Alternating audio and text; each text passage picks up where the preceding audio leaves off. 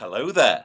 Well, they're at it again, I'm afraid. Yes, Watchtower has released yet more material aimed at making life miserable for gay people. This time, their instructions on how to be a homophobe come in the form of a Young People Ask worksheet titled Explaining Your Beliefs About Homosexuality.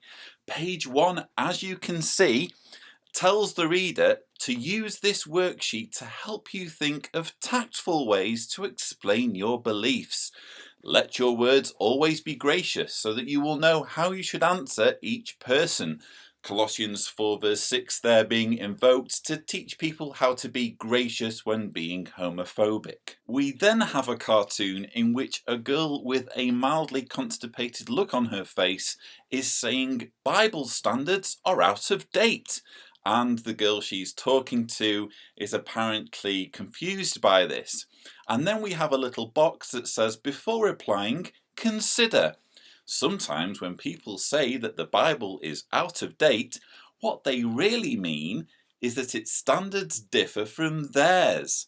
Do you think the person you're talking with feels that all Bible standards are outdated, including its prohibition of theft, adultery, and murder? Well, there you have it, folks. Homosexuality is as bad as theft, adultery, and murder. As to the Bible advising us that theft, adultery, and murder are wrong, apparently this is something that human civilization had absolutely no concept of before the Israelites reached Mount Sinai. The Israelites were apparently robbing, murdering, and adulterating all the way across the Red Sea. Then we have more boxes, the first of which asks, what factors might contribute to the person's belief? The fact that they weren't raised in a Christian fundamentalist cult that preaches that everyone apart from those inside that cult will be killed at Armageddon? What questions could you ask to find out what the person is thinking? I think what Watchtower means to ask here is, what questions can you ask to get them round to your way of thinking? And by your way of thinking, we mean our way of thinking. What scriptures might apply? Oh, I've got one. Leviticus 20 verse 13. If a man lies down with a male the same as one lies down with a woman, both of them have done a detestable thing. They should be put to death without fail. Their own blood is upon them. And finally, create your reply. Bible standards are out of date.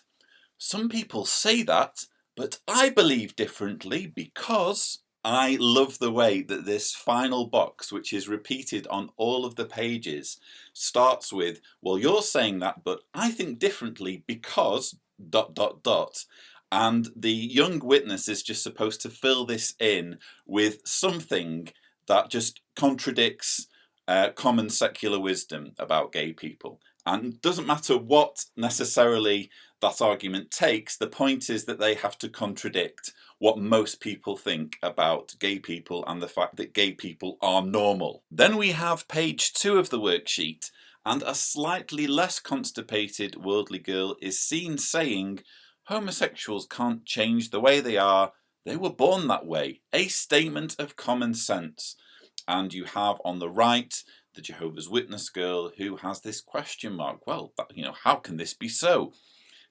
But the worksheet comes to the rescue. Before replying, consider. The Bible doesn't say whether the homosexual desires are inherited or not. Actually, the Bible doesn't say anything about lots of things, such as the germ theory of disease, or plate tectonics, or some rudimentary version of human rights whereby it is wrong for humans to own other humans. To the contrary, the Bible seems okay with that last thing. So, instead of debating the cause of homosexuality, focus on the conduct. Think of a comparison.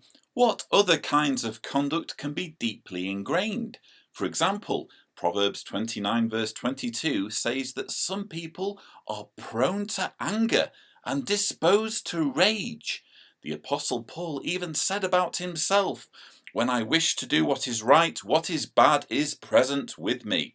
Must we always act on the urges that we feel? Well, there you have it, folks. Who knew? When gay and lesbian people embrace who they are and be with the people they love, what they're doing is comparable to someone giving into rage and being angry. It's as easy to stop being gay as it is to snap out of a bad mood. Then, on the final page, we have a worldly boy holding a basketball, pointing to another boy and saying, "You should change your view of homosexuality." Apparently, it's non-witnesses who want to export their views on witnesses and not the other way round. But don't worry, kids, this worksheet has got you covered.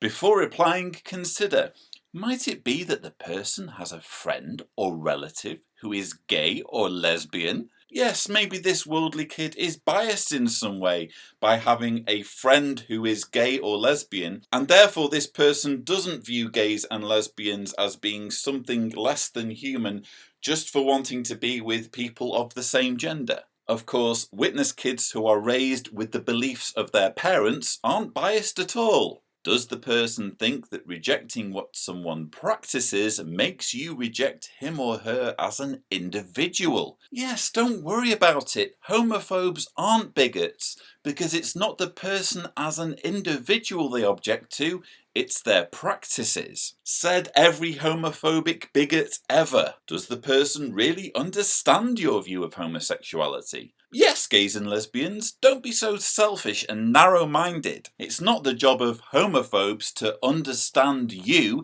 it's your job to understand them. Also, are others being tolerant if they expect you to change your view to match theirs? When non-witnesses object to having homophobic bigotry pushed in their faces, they're being intolerant. But when Jehovah's Witnesses call on people's homes to tell them they will die at Armageddon unless they stop being gay and lesbian, they're just being helpful? Seriously, can you imagine a more narrow-minded, judgmental piece of crap to be giving young people and using as a tool to instill your narrow-mindedness on them?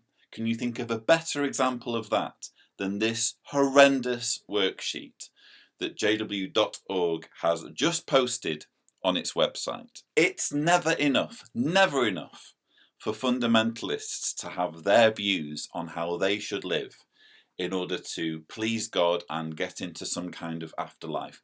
They can never be happy unless everyone around them thinks as they do. If you're a Jehovah's Witness watching this, and I'm speaking to you as someone who spent decades as a Jehovah's Witness, I want you to honestly ask yourself, are people you encounter in the world seriously demanding that you stop being narrow-minded about homosexuals? I believe if you really think hard on this, you'll find that this is just something that you carry around within yourself.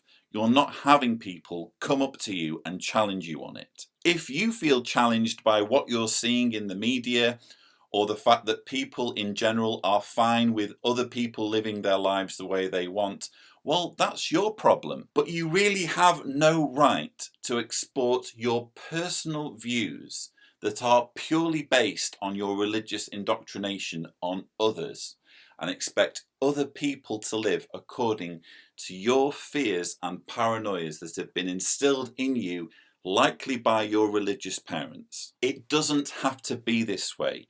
It really is possible for you to live your life according to what you believe while letting other people live their lives according to what they believe. I'll be honest with you, on the one hand, my blood is boiling and I'm thinking, enough of this vile propaganda that's treating a whole section of society as something less than human. But on the other hand, I'll be honest, I'm kind of glad that Watchtower is showing its cards in this way and showing the world in general how small-minded and judgmental it is, because unbeknownst to the governing body, the Watchtower leaders, the world is quite rapidly progressing.